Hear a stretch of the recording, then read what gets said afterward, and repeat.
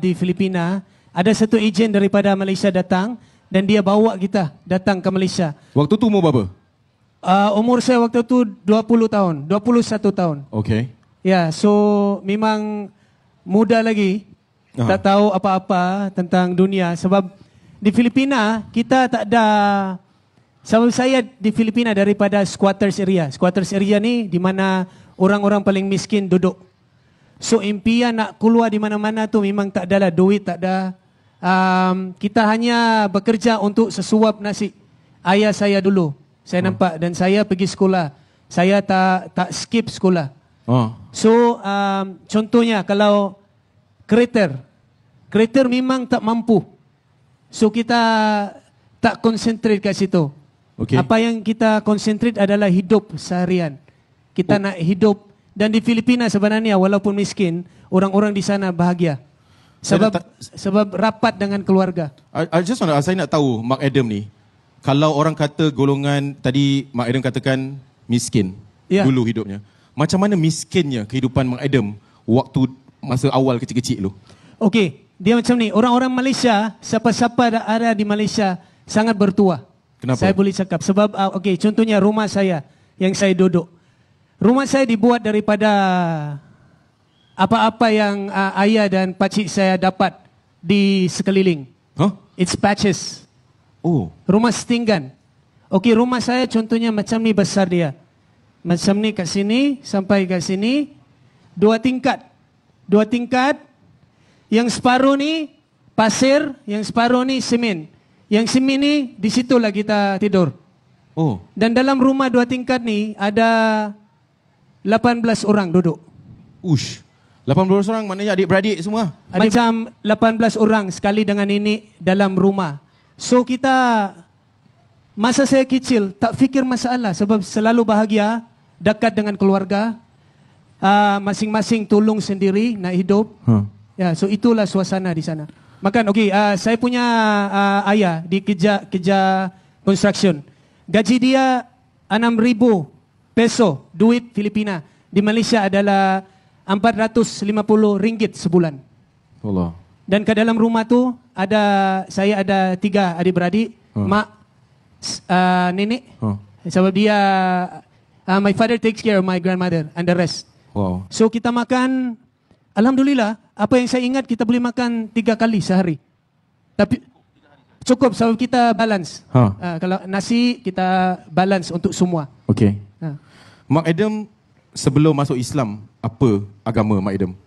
Sebelum masuk Islam, saya adalah Roman Katolik, Kristian. Catholic Christian. Adakah Mark Adam dan juga family itu adalah orang yang, kalau orang Islam kita sebut warak lah. Macam very pious, warak kan? Tapi adakah keluarga Mark Adam tu warak dalam, walaupun Kristian tapi warak tak keluarganya? Okey, nenek saya adalah ketua di church macam imam masjid lah kira. Ketua untuk perempuan untuk baca doa. So dia memang ketua dalam church tu. Dan saya punya ayah sentiasa bercakap pasal untuk menghormati Tuhan. Baik. Untuk segalanya apa yang kita buat kita kena minta izin Tuhan. So memang kuat. So agama Kristian saya dan keluarga memang kuat. Jadi Mark Adam sendiri pun agama Mark Adam waktu tu Christianity tu memang kuat lah. Ya, setiap tahun saya akan duduk dalam church 2 bulan. Every summer. Untuk Because apa? Saya adalah right hand kepada padri. The priest, saya yang right hand. Saya akan tolong dia untuk buat semayang. So itu waktu kecil-kecil, waktu membesar di Filipina. Bila dapat, awal tadi Mark Adam katakan dapat peluang datang ke Malaysia untuk jadi penyanyi di hotel. Gaji yang diberikan macam mana? Macam mana mak ayah izinkan untuk Mark Adam datang sini Malaysia? Ataupun Mark Adam macam Mom, Dad, I just want to do what I love. Izinkan saya ke? Mak ayah memang tak kasi sebab Kristian ataupun dia mungkin adakah dia orang rasa macam tak payahlah kau buat muzik ke apa ke? Macam mana? Tak, dari kecil lagi, saya umur 7 tahun, ayah saya yang ajar saya menyanyi. Daripada 7 tahun, 10 tahun saya dah jadi penyanyi yang profesional di mana saya akan menyanyi di mana-mana dan juga masuk competition. Dalam bahasa Filipin ke English? English, dalam bahasa English saya menyanyi dan juga bahasa Filipin. Umur 12 saya jadi juara di Filipina. Wow. Di Cebu City, umur 12. Nyanyi sikit lagu Filipin sikit dia. Nak dengar? Lagu Filipin. Pangako sa'yo, ipaglalaban ko. Sa hirap at ginhawa ang ating pag-ibig. So, bila dah sampai Malaysia, gaji berapa diberikan waktu tu? Gaji saya masa tu sangat besar saya rasa. Sebab gaji saya lagi besar daripada some doctors di Filipina. Gaji saya, some of the doctors lah. It depends on the taklah ranking. Semua lah. Gaji saya 2001 saya datang Malaysia, 1,800 sebulan ringgit Malaysia. Wow. Itu dah kirakan besar, lebih besar daripada doktor. Sangat besar bagi saya. Okay. Sangat besar. Tapi semua gaji saya setiap bulan saya hantar balik. Hantar mana? Filipina. Oh, untuk keluarga. Untuk diorang semua. Masya Allah. Sebab di sini saya kerja hotel, saya sudah duduk hotel. Saya dapat tips. Oh. Ejen beli baju untuk menyanyi.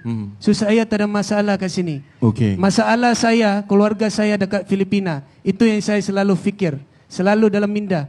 Macam mana nak bantu.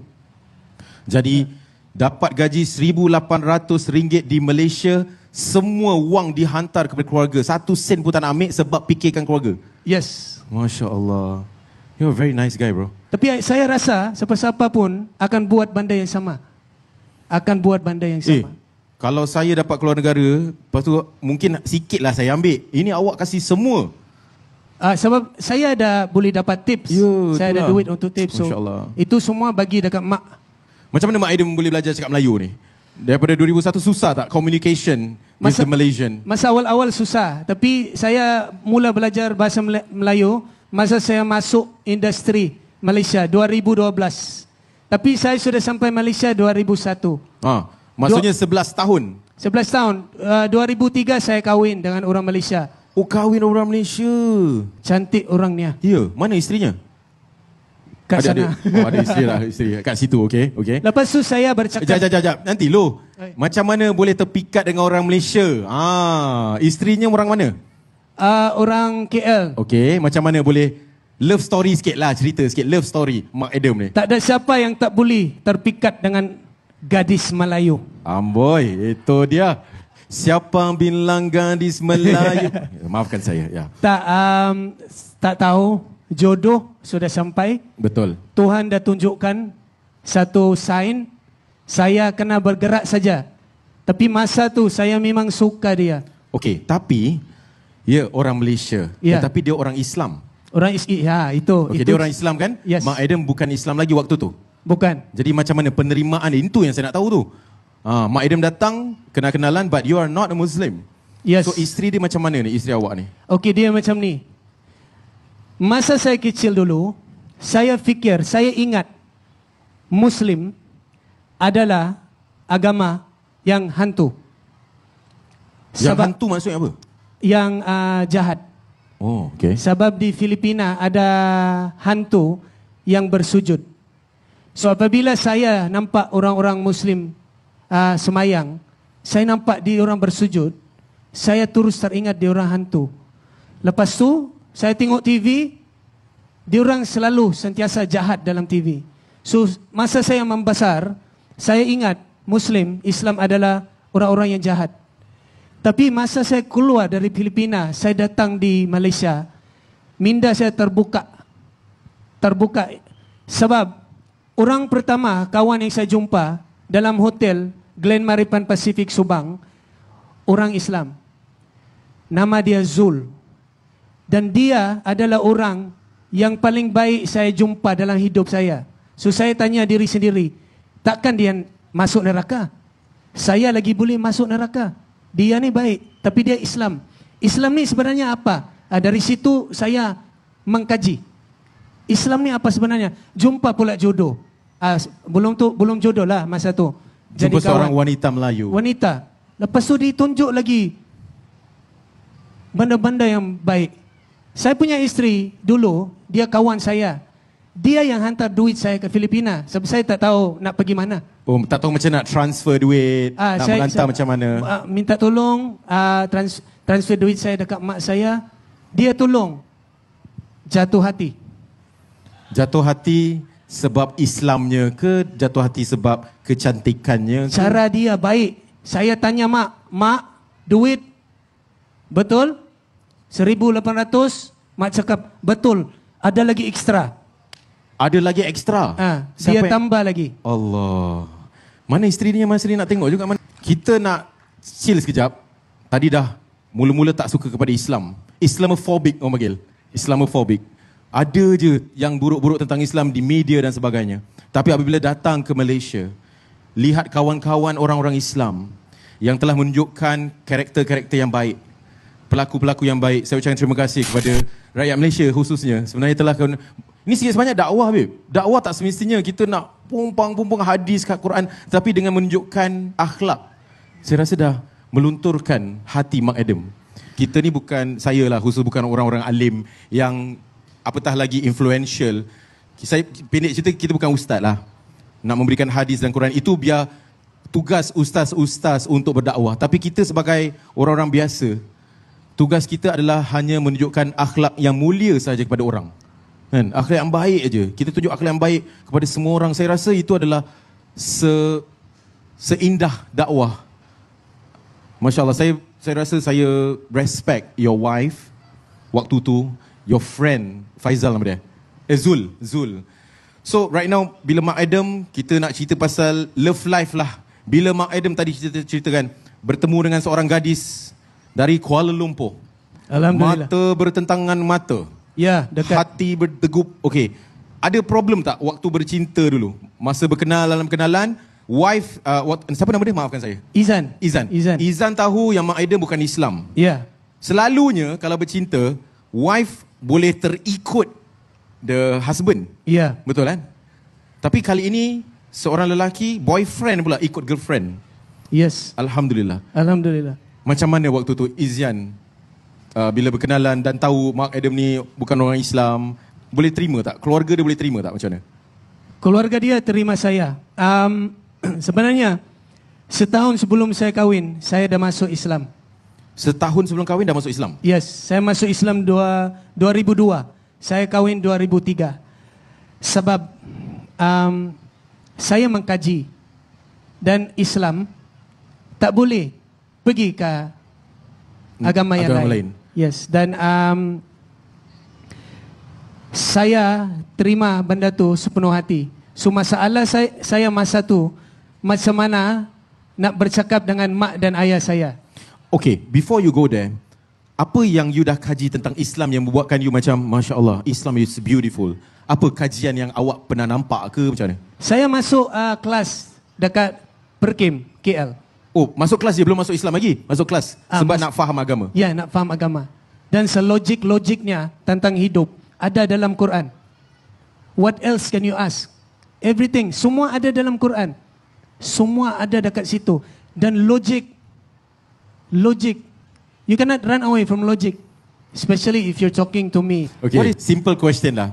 Sebab setiap agama lah, bukan nak cakap pasal Islam saja. Setiap agama akan mengajar tentang kebaikan. Betul. Kebaikan, baik dengan mak ayah, baik dengan manusia. And you dah masuk, you dah dalam Christianity for like more than 15 years? 20 years kan? Yes, 20 years. Dan tiba-tiba you nampak Islam dan Islam tu indah dan sebab apa tu boleh jadi transition, boleh masuk Islam pula? Sebab agama Kristian dah okey dah. For you lah. Maksudnya macam okey je agama aku kan. Bila masuk Islam, ada something yang aku rasa Islam ada lebih tepat lah, lebih bagus lah. Itu yang soalan saya tu. Dia bermula daripada kefahaman saya tentang Islam masa saya di Filipina. Yang Islam tu jahat, tak bagus. Dia bertukar kepada kawan saya tu, pertama yang saya nampak. Right. So dari situ saya nak tahu tentang Islam. So nak tahu tentang Islam, tanya-tanya kawan lagi dan masuk kelas. Dan satu-satunya masa tu juga saya dah jatuh cinta dengan saya punya girlfriend. Saya dah jatuh cinta dengan dia. Baik. So semestinya saya kena tahu tentang agama dia. Faham. Ya. So itu satu-satu sebab juga. Baik. Tapi dia bermula daripada Zul dan isteri saya. Dari perangai yang diorang tunjuk dekat saya. Baik. Dia bermula daripada situ. Okey. Jadi sekarang ni Mak Adam dah belajar tentang agama. Macam mana Mak Adam nak cakap dengan your father and your mother? Itu cabaran tu. Okey, tadi saya dah cakap ayah saya memang kuat agama Kristian. Betul. So, saya tak tanya ayah dulu. Saya kena elak dia dulu. Saya tanya mak. Saya tanya adik, kakak. Diorang cakap, jangan. Bawa isteri masuk Kristian. Wow. I cakap dengan mak, tak boleh. Itu tak boleh berlaku, mak. It cannot happen. It can never happen. Then my mother already cry. She said, I don't know what to do. I tak tahu nak cakap apa, tak tahu nak buat apa. You tanya ayah. Alamak. Dibagi ke ayah saya. Ni, saya nak kongsi satu benda yang saya terkejut dekat sini. Ini tak pernah share dekat media? Ini je, first time? Saya dah pernah share. Alamak, tak eksklusif lah. Okey, teruskan. Okey. Saya beranikan diri untuk tanya ayah. Saya nak tukar agama. Saya tanya ayah, saya nak tukar, saya nak jadi Muslim, Islam. Saya nak kahwin dengan Izan. Saya cakap dengan dia. Dia senyap sekejap. Lepas tu dia tanya saya satu soalan je. Dia cakap, are you happy? Are you happy? Ya. Wow. Saya cakap, ya. Lepas tu dia cakap, pergi. Dari situ saya terkejut. Pergi dengan rela hatilah. Dengan hati. Masya Allah. Lepas tu, masa tu saya sangat terkejut. Tapi masa yang sama saya gembira. Saya sangat gembira.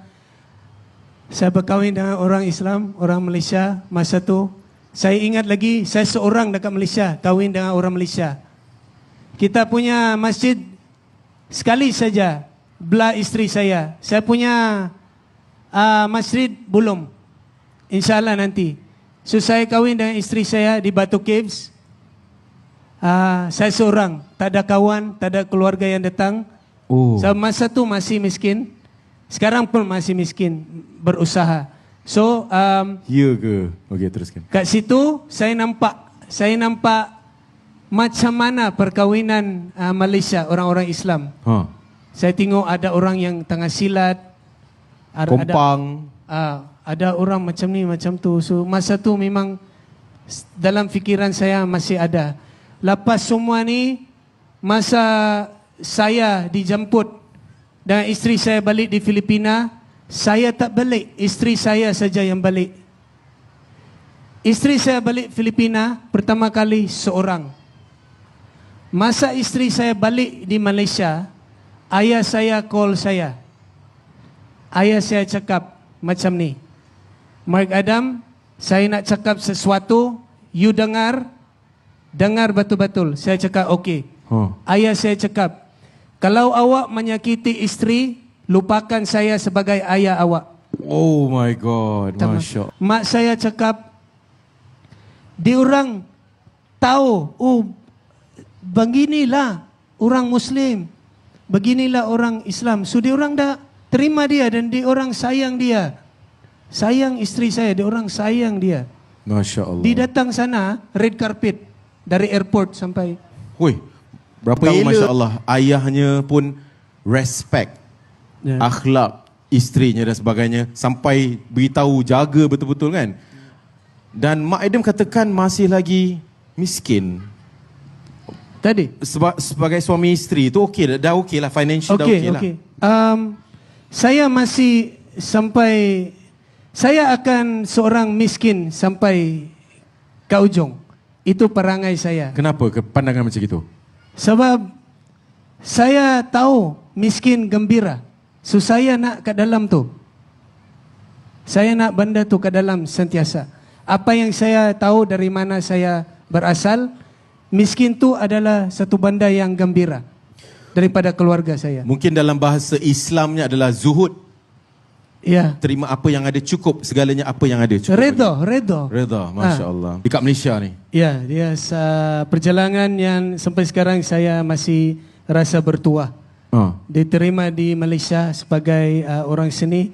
Dia bermula daripada sebuah lagu yang bertajuk Pencuri. Pencuri? Ya, satu lagu tu saya tak sangka sebab masa tu lagu tu dia boleh masuk top 5 masa tu. Wow. Dia lagu yang jangan tinggalkan nadamu. Betul. Ya. Saya follow. Teruskan. Betul? So it started there. Dia bermula. Itu lagu tu siapa buat saya yang buat lagu tu. Awak buat lagu tu? Ya. Macam mana boleh masuk radio, masuk TV tu? Di bawah masa tu saya di bawah DJ Fast, Mixology Music. Oh, DJ Fast yang sama-sama buat lah. Dia yang angkat saya masuk ke industri. Dan yang lain tu, saya ni kalau korang tak tahulah saya menipu atau tidak. Tapi kalau ada rezeki datang dan orang tanya saya boleh buat Mark, contohnya macam mana saya masuk berlakon. So masa tu ada seorang direktor nama dia Murali. Masa tu saya dah masuk sebagai penyanyi. So dia cakap, Mark Adam, saya direktor Murali. Congratulations, you punya lagu saya suka. Saya ada soalan. Saya cakap, ya, apa? Dia cakap, awak boleh berlakon tak? So, masa soalan dia tu memberikan saya semangat untuk nak jawab ya. Walaupun saya tak pandai berlakon. Sebab saya nak cari makan. Baik. Rezeki datang. So, ikut saya lah. Saya nak cakap ya atau tidak. Padahal tak pernah berlakon pun? Tak pernah berlakon. Masa tu saya cakap ya. Saya pandai berlakon. Oh. You pernah buat ni dekat Filipina tak? Saya cakap ya. You tahu about filming, arts of filming? Saya cakap ya, I tahu. Dia bagi saya job terus. Saya tak tahu job yang dibagi dekat saya hero. Masa tu 2014. Saya punya bahasa Melayu banyak kurang. Saya tak pandai cakap lagi. Dia bagi saya skrip macam ni tebal. First 2 hari syuting, dia marah dengan saya. Dia cakap, you penipu. You cakap you boleh, tapi you sebenarnya you tak boleh. 2 hari saya diam. Hari ketiga dia cakap, okay, you dah sign kontrak, mari saya ajar awak. Kat situ, dia nak ajar awak. So bagi saya nak kerja. Betul-betul Direktur Murali ajar saya macam mana nak berlakon. Semua dia ajar. Dicubit perut saya untuk saya menangis. Wow. Sakit. Saya betul-betul menangis. Bukan sebab sin, sebab sakit dicubit. Ya. Nak nangis kan tu? Dibuat macam ni. Mark Adam, you boleh menangis tak? I cakap, ya. Jangan menipu lagi. I cakap, okey, tak boleh. Awak main bantai semua ya je Dia cakap macam ni. Kamera ready. Scene dengan Aida Haris. The legendary. Mak saya dalam cerita tu. Saya kena menangis depan-depan dia. Dia cakap, kamera ready. Di datang dekat saya. Dicubit perut saya. Lama cubit? Lama. 2 kali. I nangis. Dia cakap, action! Air keluar bau action. Kamera dah ready. I betul-betul menangis hari tu. Saya tak lupa. Sebab sakit? Sebab sakit. Tapi lepas tu diajar saya, kalau you nak menangis, you buat macam ni, diajar. Baik. Few years, beberapa tahun lepas tu, saya jumpa dia, saya ada movie dekat Pawagam. Press conference. Saya hero. Saya datang dekat dia, saya cakap, terima kasih Direktor, you ajar saya. Tengok saya sudah ada di Pawagam. Wow. Dia cakap, saya bangga dengan awak. Tapi kalau korang nak tanya saya, masih sekarang, saya masih belajar. Belajar ni takkan putus. Saya tak nak tanya pasal perjalanan Mark Adam sebagai artis. Saya bukan cakap semua artis macam gitulah. Saya bukan cakap orang yang dalam industri macam gitu. Kadang-kadang kita dah famous, kita dah orang terkenal, kadang-kadang kita boleh terlupa. Terlupa dengan as simple as terlupa nak solat. Sebab busy, berlakon-berlakon terlupa solat, terlupa. Sebab asalnya kita dah masuk Islam, kita jaga solatnya, kita jaga dan sebagainya. Tapi kadang-kadang bila Allah kasih sesuatu, angkat nama awak pula, Allah nak kasih ujian maksudnya kan. Menguji dengan famous, menguji dengan kewangan, duit dah banyak. Mak ada waktu tu rasa terlupa ke, ataupun you yourself like, no, I'm a good Muslim, I'll just be a good Muslim. Aku jaga setiap pergerakan aku, solat aku dan sebagainya. Ada waktu-waktu terlupa tak, Mak? Saya bukan orang yang sempurna. Saya orang biasa. Kadang-kadang saya terlepas. Ada benda-benda yang saya terlepas. Tapi cepat saya ingat. Seperti apa yang saya cakap tadi, dalam jiwa saya ni, apa-apa saja rezeki yang Allah bagi, dalam jiwa saya adalah orang miskin. Saya orang miskin. So, kalau lah saya jadi kaya nanti, tapi dalam saya orang miskin, masih orang miskin sampai ke ujung hayat. Sebab apa yang saya belajar dalam Islam, satu lagi, kekayaan pun adalah ujian. Betul. Kemiskinan pun adalah ujian. So, macam mana kita nak balance benda tu? So, saya kalau ada benda besar yang datang, saya tak letak diri saya sepenuhnya ke benda tu. Kalau duit banyak datang, semua, okey, saya nak cakap sekarang, semua, ramai yang tak tahu, saya tak suka duit. Isteri saya tahu. Awak tak suka duit? Tak suka. Saya dapat duit, saya bagi dia semua. Sebab saya dah tahu dia pandai. Sebab dia hantar duit saya dulu masa saya bekerja dekat sini. Semua saya bagi dia. Tak ada. Dia bagi dekat ibu-ibu saya, ibu mertua saya, ibu saya sendiri. So, isteri awak yang susunkan awak punya kewangan lah. Saya jaga yang, duit awak. Saya yang bagi dia semua tu. Dan dia, she deserve it. Dia wanita, jaga saya, ibu saya jaga saya. So, ibu, isteri saya, they deserve to have whatever I have. Apa yang saya ada, saya nak bagi dekat dia orang. Masya Allah. Saya rasa semua pun akan buat benda yang sama. Sebab kasih sayang, cinta kepada dia orang. Dan saya nak buat apa dengan duit? Wow. Untung jadi isteri Mak Adam kan. Semua dapat. Okey, baik. Dia dah beli banyak barang tu. Itulah. Baik. Mak Adam, saya maafkan saya kalau saya nak tanya soalan sensitif. Sensitif. Kalau you rasa tak nak jawab, tak apa. Okay. Sebab podcast ni, Our Next Guest adalah podcast yang otentik lah. Kita just cakap, kalau rasa tak suka, tak payah jawab. Okay. Boleh. Adakah dalam hati Mak Adam rasa, aku patut berdakwah untuk keluarga aku? Do you think that you need to convert your father, your mom into a Muslim? Adakah Mak Adam rasa, ada tak tanggungjawab sikit macam, aku nak bawa mak ayah aku masuk Islam lah? Ada tak usaha macam itu? Okey, ini satu benda ni berlaku sebelum PKP. Di mana saya dengan isteri balik kampung di Filipina. Ni waktu COVID, sebelum COVID? Ya. 2020 bulan Januari. Saya tak cakap apa-apa dengan ibu saya. Tapi masa kita dah nak balik tu, ibu saya panggil saya, dia cakap, saya nak masuk Islam. Your mom? Ya, my mom. I cakap dengan dia, are you sure mak betul nak masuk Islam? Kenapa mak nak masuk Islam? Saya suka perangai Isan, isteri saya. Allahu Akbar. So saya tak bercakap dengan siapa-siapa, tapi mak saya sendiri nampak dekat perangai isteri saya. So saya rasa benda tu sangat berkuasa. Perangai yang kita tunjuk dekat orang-orang di sekeliling adalah satu benda yang Islam. Allahu Akbar. Macam apa abang cakap tadi, itu satu benda yang sudah berdakwah, kan? How about your dad? My dad passed away already. My dad passed away. Before he passed away, did you try to convert him or something? Just asking. We just get married, baru kahwin masa tu. Lepas tu kita datang sini. Lepas tu dia pass away. Faham. So tak sempat. Tapi apa yang sempat dia cakap masa tu, yang dia call saya tak nak awak menyakiti isteri awak. Kalau awak menyakiti isteri, lupakan saya sebagai ayah awak, Itu saya pegang sampai sekarang. Masya Allah. Sampai sekarang, sampai nanti. Ada banyak yang berlaku sekarang. Ada yang DM, ajak sini, ajak nak keluar.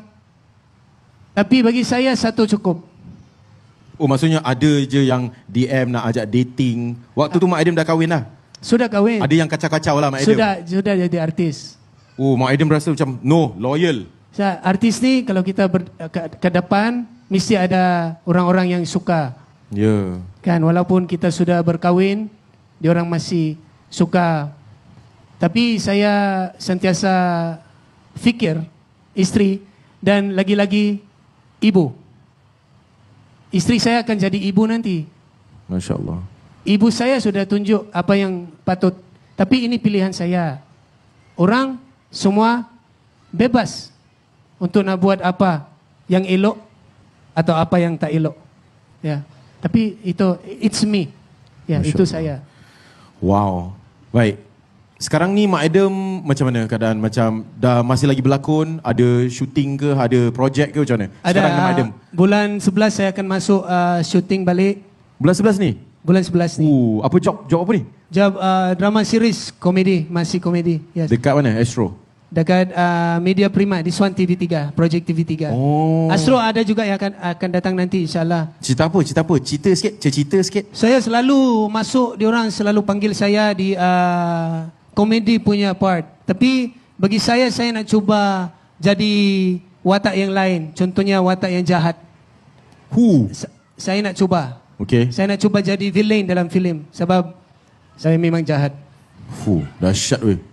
Saya sukalah Kak ni depan ketawa betul. Terima kasih menyokong, kasih saya semangat ni. Tak, kalau saya diberikan watak yang jahat, saya jahat tau. Apa yang jahat? Tak, tengok, saya belum habis lagi orang dah galak. Dia nak je jahat pun korang ketawa. Disebab tu lah dia orang. Memang tak kena je jahat lah Mak Adam. Tak boleh jahat. Boleh. So, I cuba. Cuba berlakon jahat. Nak kena cubit pusat ke macam mana? Tak payah. Tak payah cubit pusat Ni. Dia orang akan takut. Diam. Orang Johor lah. Ini Johor. Johor tak goyang kalau cakap diam. Cuba lagi sekali, garang lagi.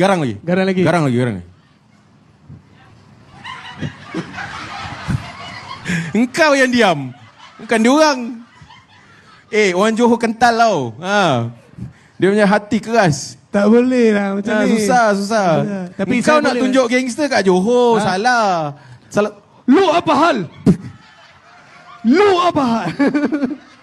Tak boleh. Allahu Akbar. Okey, baik. Tak boleh. Kami ucapkan terima kasih kepada Mak Adam.